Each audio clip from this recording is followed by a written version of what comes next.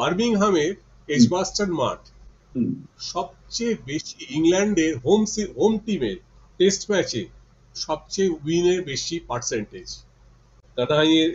কানাই গায়ানার লোক, ব্রিটিশ গায়ানার লোক, Alvin কালচারও British গায়ানার লোক। তখন ব্রিটিশ গায়ানা বলা হতো, পরে সেটা গায়ানা হয়ে গেছে। তো এবং দুজনেরই একটা ভারতীয় কানেকশন আছে, মানে পূর্বপুরুষ ভারতীয় ছিলেন। এবং ব্রেন্ডন ম্যাকালামের টি-20 যে হাইয়েস্ট স্কোর আছে, মানে শুধু ব্যাঙ্গালোর নয়, ওই 158 তিনি কিন্তু এজবাস্টনে একটা টি-20 ম্যাচে করেছেন।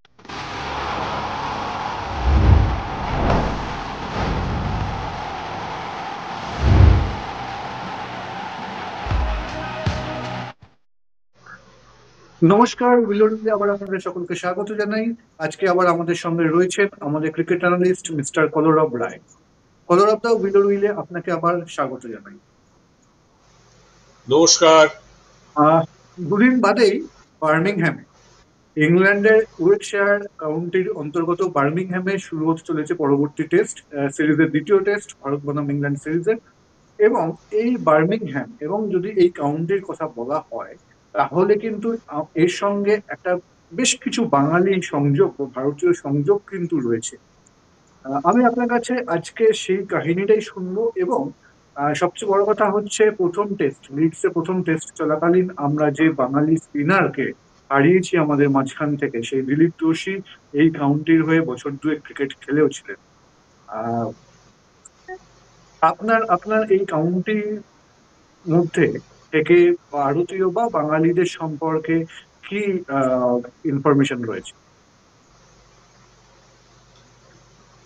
দেখো, দিলীপ যোশী তার ইংল্যান্ডে কাউন্টি জীবনে 1980 এবং 1981 দুটো বছর ওয়ারিকশায়ার কাউন্টির হয়ে খেলেন।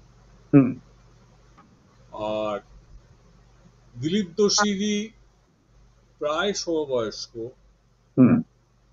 বাংলা দলের খেলোয়াড় গোপাল বসু, এটা অনেকেই হয়তো জানেন, গোপাল বসু মারা যান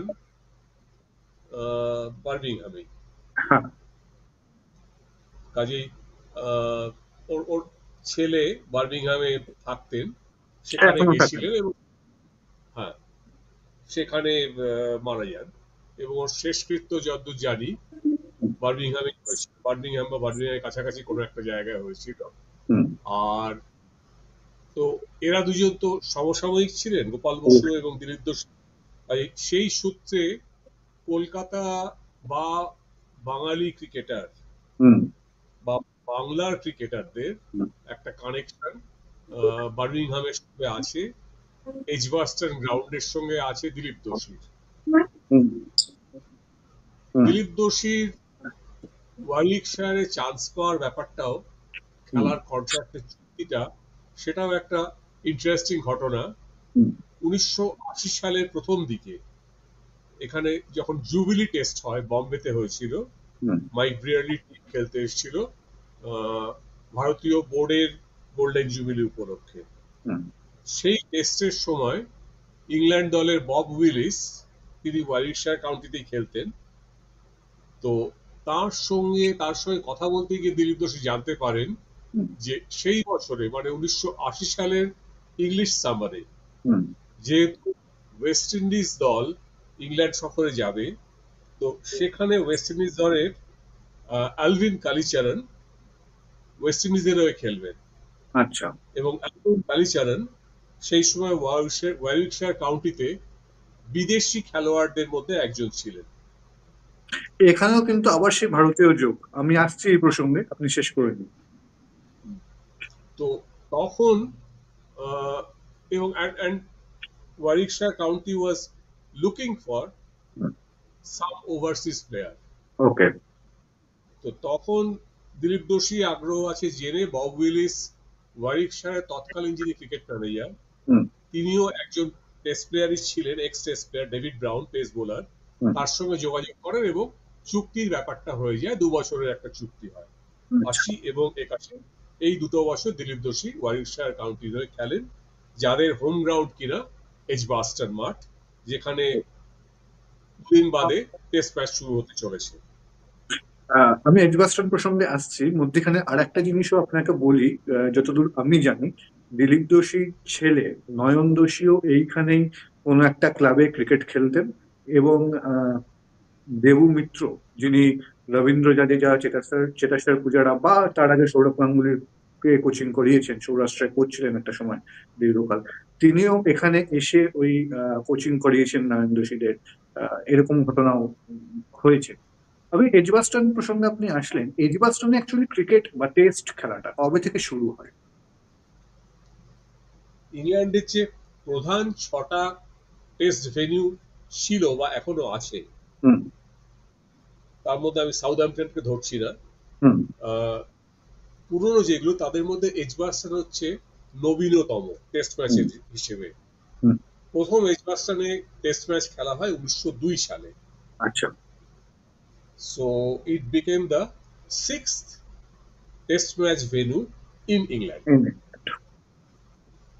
তো এটা কাজে এজবাস্টন একটু পিছিয়ে, এবং যদি হিসেব করে দেখো এই 6টা যে মাঠ আছে হুম। ইংল্যান্ডের, হুম। মানে ওভাল, ওল্ড ট্র্যাফোর্ড, হুম। লর্ডস, হুম। নটিংহ্যাম হুম। এবং ট্রেন্ট ব্রিজ। নটিংহ্যামের ট্রেন্ট ব্রিজ, ঠিক হুম। আছে।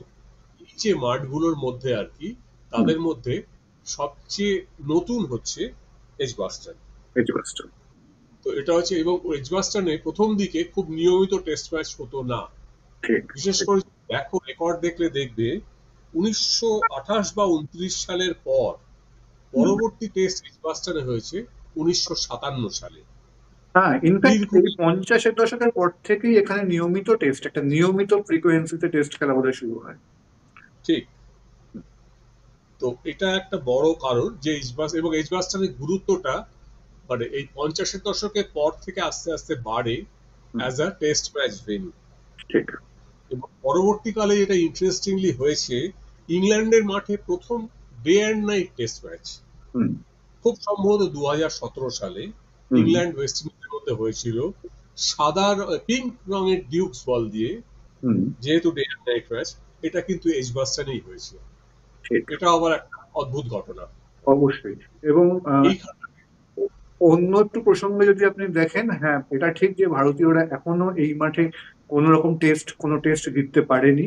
হয়তো এবছর আমরা আশা করতেই পারি যে এবছর আমরা এখানে প্রথমবার টেস্ট জিতবো। কিন্তু ভারতের একটা বড় জয়, একটা আইসিসি ট্রফির ফাইনাল কিন্তু ভারত এখানে খেলেছিল 2013 সালে এবং চ্যাম্পিয়ন হয়েছিল। আবার অন্যদিকে এটার পাশাপাশি আহ, যেটাকে বলা হয় যে একদিনের ক্রিকেটের সর্বসেরা ওয়ানডে ম্যাচ, সেটাও এই মাঠেই খেলা হয়েছিল। ঠিক 1999-এ ক্রিকেট বিশ্বকাপে সেমিফাইনাল সেমিফাইনাল। অস্ট্রেলিয়া বনাম দক্ষিণ আফ্রিকা, যেটা টাই হয়। এবং মানে সেবারকার নিয়মের সূত্রে অস্ট্রেলিয়া দক্ষিণ ফাইনাল। আফ্রিকা থেকে এগিয়ে গিয়ে ফাইনালে উঠে যায় সেই বিখ্যাত ওয়ানডে ম্যাচে।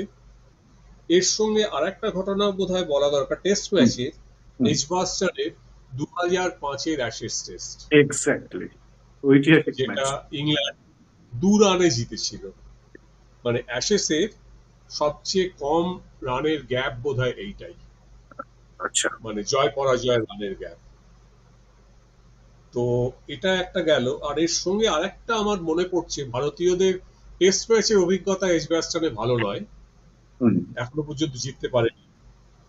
অনেক হেরেছে, বেশ কয়েকটা। আহ, কিন্তু 2013 চ্যাম্পিয়ন্স ট্রফি, ঠিক।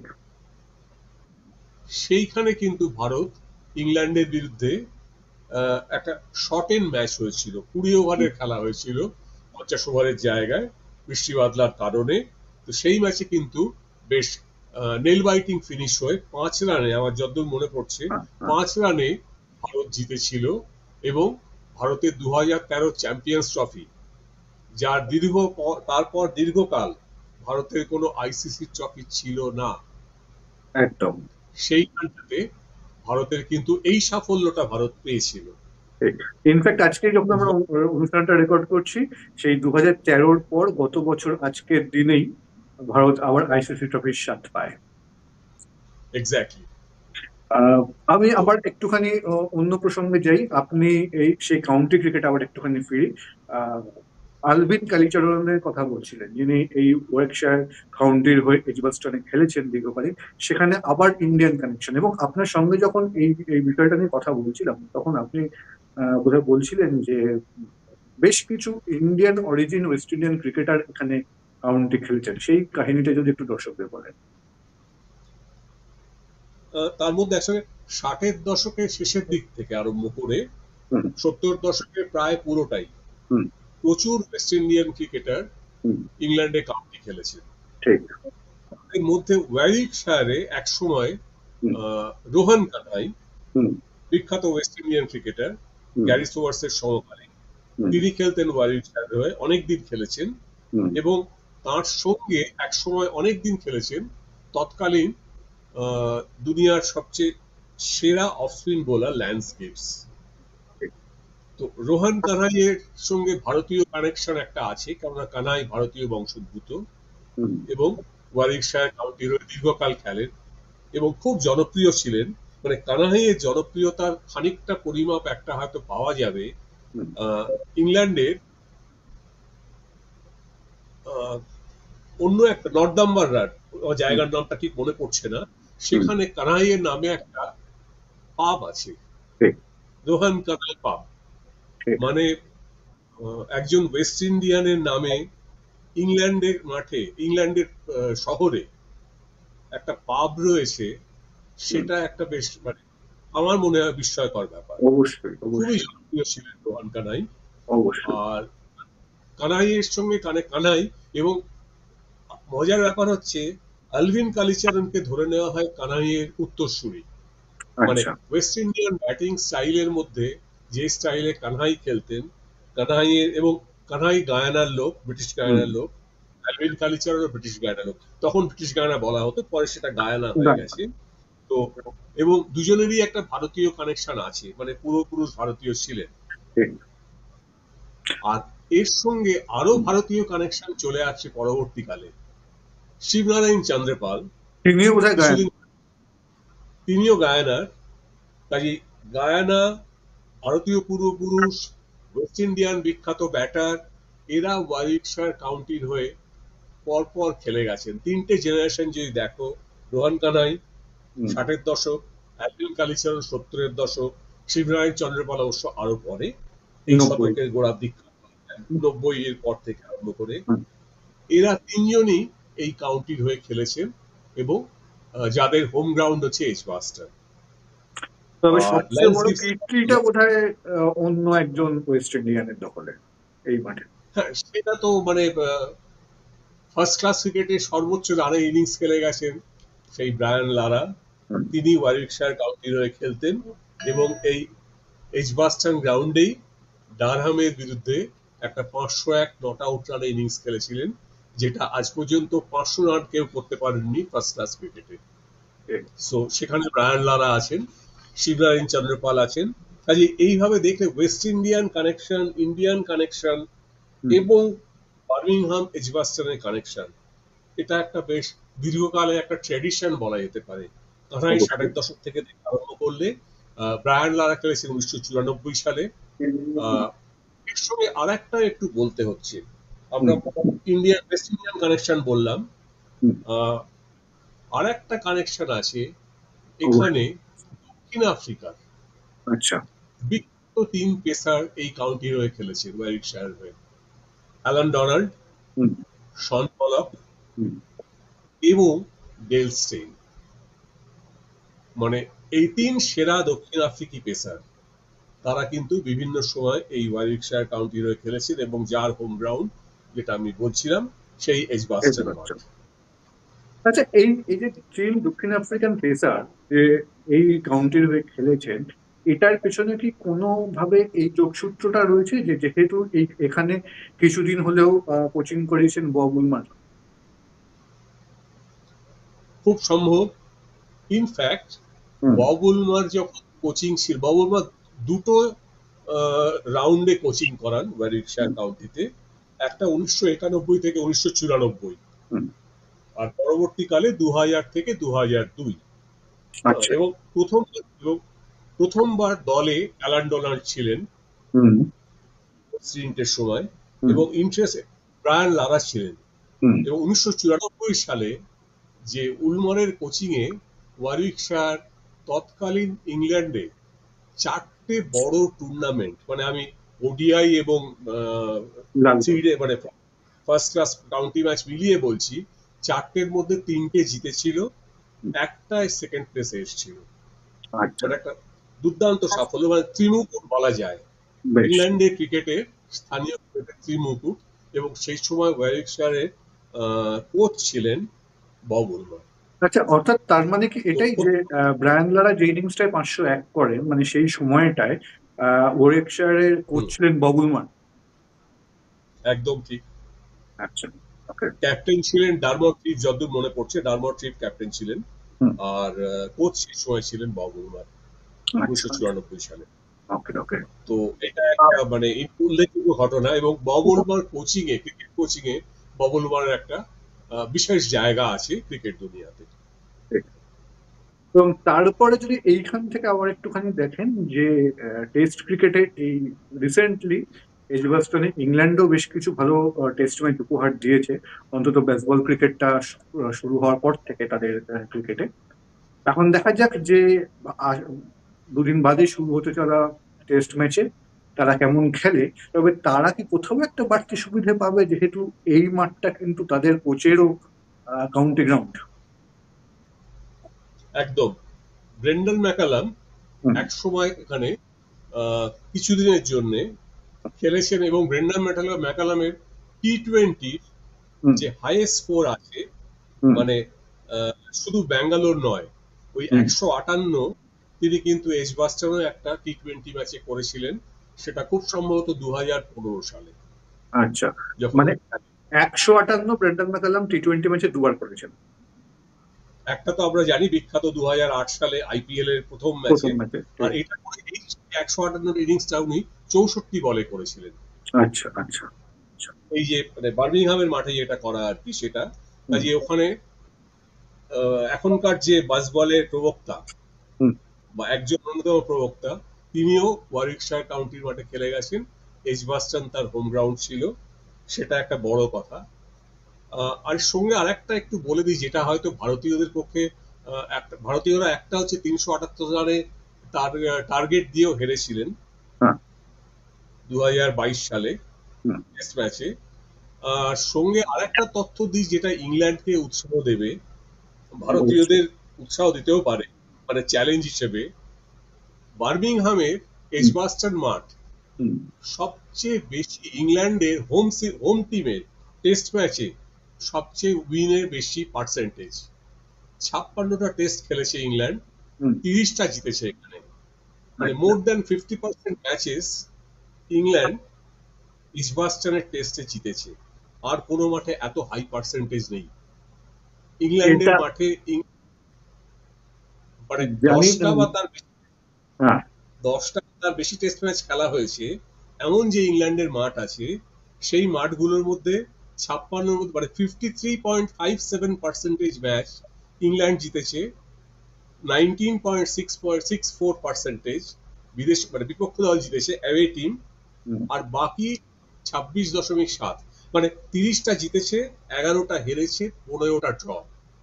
মানে ইংল্যান্ডে কিন্তু 1902 সাল থেকে আরম্ভ করে আজ পর্যন্ত, মানে ওই সাম্প্রতিক কাল অবধি দেখা যায় ইংল্যান্ডের কিন্তু সবচেয়ে ভালো উইন রেকর্ড পার্সেন্টেজে এই এজবাস্টন এজবাস্টন। মাঠ।